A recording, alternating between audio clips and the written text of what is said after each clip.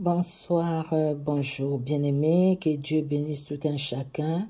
Merci au Seigneur Jésus-Christ pour ces temps qu'il nous accorde, bien-aimés. Nous allons rendre grâce à notre Dieu, nous allons lui rendre des actions de grâce parce qu'il est Dieu. Alléluia.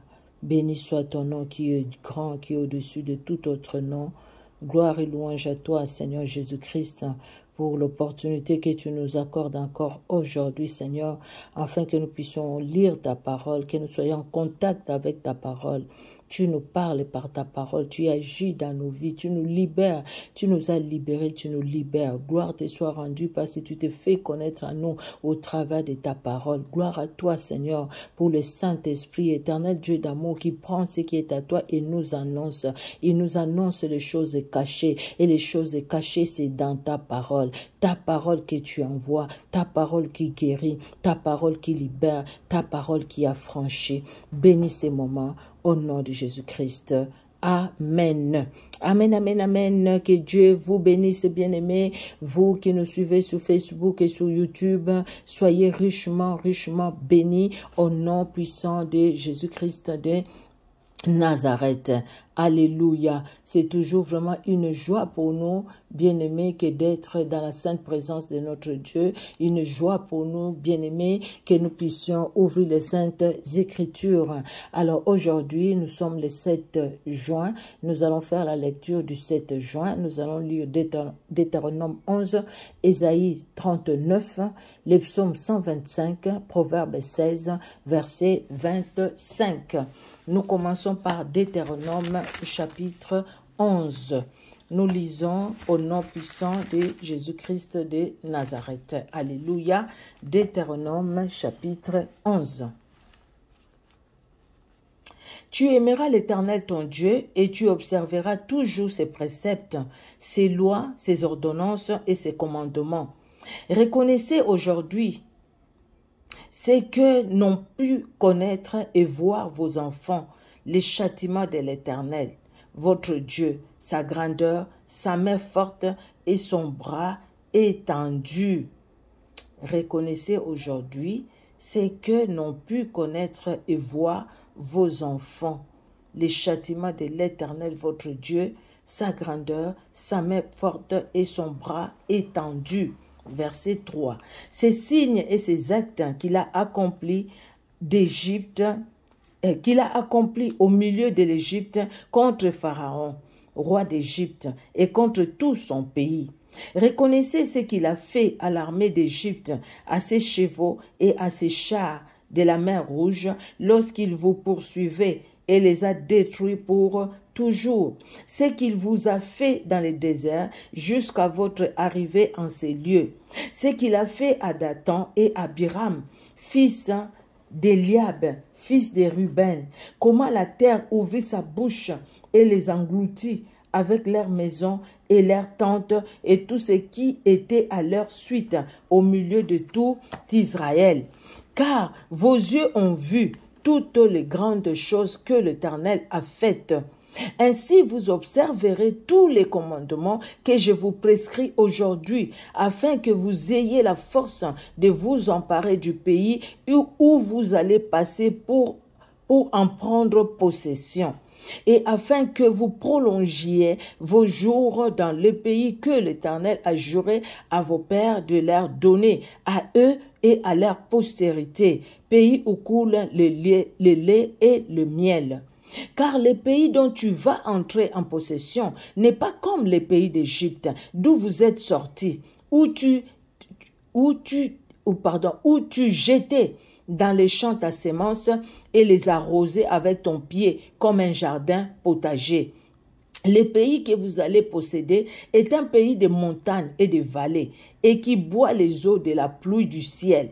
C'est un pays dont l'Éternel ton Dieu prend soin et sur lequel l'Éternel ton Dieu a continuellement les yeux du commencement à la fin de l'année. Alléluia. Si vous obéissez à mes commandements, que je vous prescris aujourd'hui, si vous aimez l'Éternel votre Dieu et si vous le servez de tout votre cœur et de toute votre âme, je donnerai à votre pays la pluie en son temps, la pluie de la première et de l'arrière-saison, et tu recueilleras ton blé, ton mou et ton huile. Je mettrai aussi dans tes champs de l'herbe pour ton bétail, et tu mangeras et te rassasieras. Gardez-vous de laisser séduire votre cœur, de vous détourner, de servir d'autres dieux et de vous prosterner devant eux.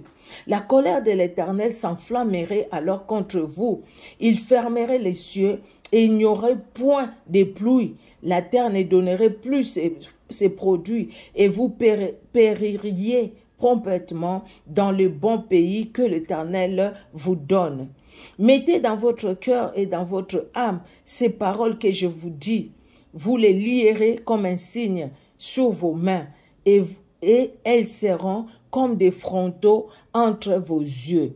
Vous les enseignerez à vos enfants et vous leur en parlerez quand tu seras dans ta maison, quand tu iras en voyage, quand tu te coucheras et quand tu te lèveras. Tu les écriras sur le poteau de ta maison et sur tes portes. Et alors,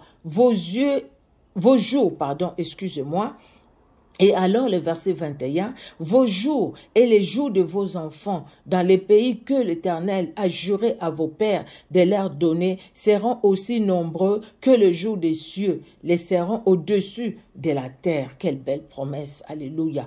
Car si vous observez tous ces commandements que je vous prescris et si vous les mettez en pratique pour aimer l'Éternel, votre Dieu, pour marcher dans toutes vos voies et pour vous attacher à lui, l'Éternel chassera devant vous toutes ces nations et vous vous rendrez maître des nations plus grandes et plus puissantes que vous. Tout lieu que foulera la plante de votre pied sera à vous. Votre frontière s'étendra du désert au Liban et du fleuve de l'Euphrate jusqu'à la mer occidentale. Nul ne tiendra contre vous. L'Éternel votre Dieu répandra, comme il vous l'a dit, la frayeur et la crainte de toi sur tous les pays où vous marcherez. Vois, je mets aujourd'hui devant vous la bénédiction et la malédiction. La bénédiction, si vous obéissez au commandement de l'Éternel votre Dieu, que je vous prescris en ces jours. La malédiction, si vous n'obéissez pas au commandement de l'Éternel votre Dieu, et si vous vous détournez de la voie que je vous prescris en ces jours, pour aller auprès d'autres dieux que vous ne connaissez point. Et lorsque l'Éternel ton Dieu t'aura fait entrer dans le pays dont tu vas prendre possession, tu prononceras la bénédiction sur la montagne de Garizim et la malédiction sur la montagne d'Ébal. Ces montagnes ne sont-elles pas de l'autre côté du Jourdain, derrière le chemin de l'Occident, au pays des Cananéens qui habitent dans la plaine vis-à-vis de Gilgal, près des chaînes de Morée? Car vous allez passer les Jourdains pour entrer en possession du pays que l'Éternel votre Dieu vous donne. Vous les posséderez et vous y habiterez. Vous observerez et vous mettrez en pratique toutes les lois et les ordonnances que je vous prescris aujourd'hui. Alléluia. Cette parole que Dieu dit aux enfants d'Israël, rappelle aux enfants d'Israël par Moïse, c'est la même parole qui nous rappelle aujourd'hui par le Saint-Esprit. Dieu nous a bénis, Dieu nous aime d'un amour infini, il s'est donné pour nous, il est là pour nous, il ne nous abandonnera jamais, il est notre berger, mais nous devons marcher conformément à sa parole. Et cette parole, on ne peut pas marcher conformément à la parole de Dieu si on ne commence pas d'abord par lire la parole. Quand on la lit, on la médite, c'est comme ça on va appliquer son cœur à obéir à cette parole. Eh bien, si on ne connaît pas comment on peut appliquer son cœur à obéir à la parole. Donc, il faut aimer la lecture de la parole de Dieu. Il faut vraiment aimer la parole de Dieu. C'est très important. Vous voyez, bien-aimés? Alors, nous allons lire Ésaïe 39. Ésaïe chapitre 39, nous lisons au nom de Jésus-Christ. En ces mêmes temps, Mérodach Baladan, fils de Baladan, roi de Babylone, envoya une lettre et un présent à Ézéchias, parce qu'il avait appris sa maladie et son rétablissement. Ézéchias en eut de la joie et il montra aux envoyés les lieux où étaient ces choses de prix, l'argent et l'or, les aromates et l'huile précieuse, tout son arsenal et tout ce qui se trouvait dans ses trésors. Il n'y eut rien que Ézéchias ne leur fasse voir dans sa maison et dans tous ses domaines. Ésaïe le prophète vint ensuite auprès du roi Ézéchias et lui dit, « Qu'ont dit ces gens-là et d'où sont-ils venus vers toi ?» Ézéchias répondit, « Ils sont venus vers moi d'un pays éloigné de Babylone. » Ésaïe dit encore, « Qu'ont-ils vu dans ta maison ?» Ézéchias répondit, « Ils ont vu tout ce qui est dans ma maison. Il n'y a rien dans mes trésors que je ne leur ai fait voir. » Alors Ésaïe dit à Ézéchias, « Écoute la parole de l'Éternel des armées. Voici, les temps viendront où l'on emportera à Babylone tout ce qui est dans ta maison et ce que tes pères ont amassé jusqu'à ces jours. Il n'en restera rien, dit l'Éternel. Et l'on prendra de tes fils qui seront sortis de toi, que tu auras engendrés, pour en faire des eunuques dans le palais du roi de Babylone. » Ah ouais, je vois l'histoire de Daniel et les autres. Ézéchias répondit à Ésaïe, « La parole de l'Éternel que tu as prononcée est bonne, car, ajouta-t-il, il y aura paix et sécurité pendant ma vie. » Ézéchias, pendant ta vie, tu n'as pas pensé à ta postérité, à ta progéniture. Tu n'as pas pensé. Vraiment. Heureusement qu'il y avait Shadrach, Meshach, Abednego, ces jeunes-là qui sont restés attachés à la parole de Dieu. Et il dit, la parole que tu as dit, elle est bonne, pourvu qu'il y ait la paix pendant ma vie.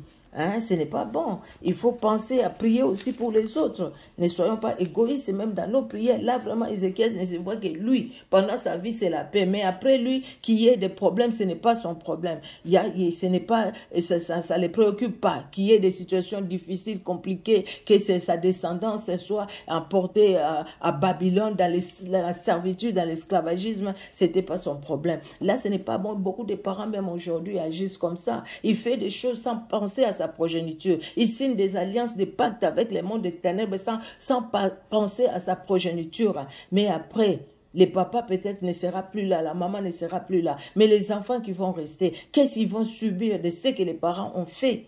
Les conséquences, bien aimés. Vous voyez pourquoi il faut vraiment lire la Bible. Elle est importante pour comprendre beaucoup de choses.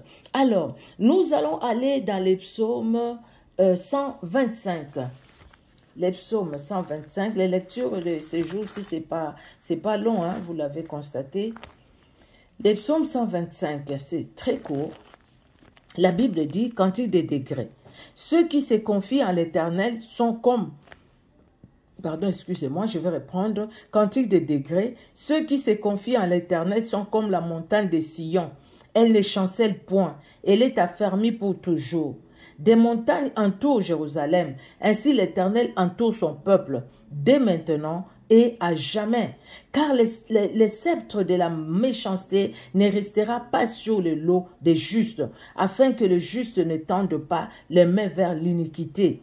Éternel, répands tes bienfaits sur les bons et sur ceux dont le cœur est droit. Mais ceux qui s'engagent dans les voies détournées, que l'Éternel les détruise avec ceux qui font le mal. Que la paix soit sur Israël. Que la paix soit sur ta vie, ma vie. Nous qui lisons la parole de Dieu, qui la méditons, nous que Dieu a appelés. Alléluia. Nous allons finir, bien-aimés, par le livre des Proverbes.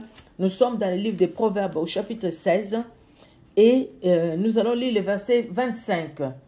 16, 25, la Bible dit, « Telle voie paraît droite à un homme, mais son issue, c'est la voie de la mort. » Telle voie paraît droite à un homme, mais son issue, c'est la voie de la mort. C'est pourquoi, laissons que la parole de Dieu nous conduise. Jésus-Christ a dit dans Jean 14, « Je suis le chemin, la vérité et la vie. » Jésus-Christ nous conduit dans les chemins qu'il est par le Saint-Esprit, afin que nous puissions voir la voie qui peut paraître bonne, la voie qui peut paraître peut-être cette voie étroite, mais cette voie nous conduit à la vie. Cette voie où nous devons abandonner notre moi. Mais cette voie nous conduit à la vie. Mais la voie peut paraître droite et nous conduire à la perdition. C'est ce que la Bible dit. Si le Saint-Esprit ne nous conduit pas, si Dieu lui-même ne nous conduit pas par le Saint-Esprit bien-aimé, parce que le Saint-Esprit est Dieu. Donc, nous pouvons croire être dans la vérité, mais être vraiment à côté même de la vérité. Que Dieu vous bénisse, bien-aimés, et que Dieu bénisse ces moments. On se donne rendez-vous demain pour la lecture de demain. Voilà, que Dieu étende sa main puissante dans chacune de nos vies. Alléluia. Merci Seigneur Jésus-Christ pour ces temps, ces courts moments de la lecture de ta parole. Tu es Dieu et tu es redoutable. Que l'honneur et la gloire montent à toi pour ta parole qui fait du bien à nos âmes. Au nom de Jésus-Christ, bénis Éternel mon frère, bénis ma soeur, bénis chacune de nos familles, bénis Seigneur Dieu de gloire ces frères, cette soeur qui suivent cette lecture biblique sur Facebook, bénis ces frères et cette soeur qui suivent la lecture biblique Seigneur par YouTube, bénis tout un chacun. Au nom de Jésus-Christ, notre Sauveur et Seigneur, que nous t'avons ainsi prié. Amen. Soyez bénis, bien-aimés. On se donne rendez-vous demain pour la lecture de demain. Voilà. Soyez richement bénis au nom de Jésus-Christ.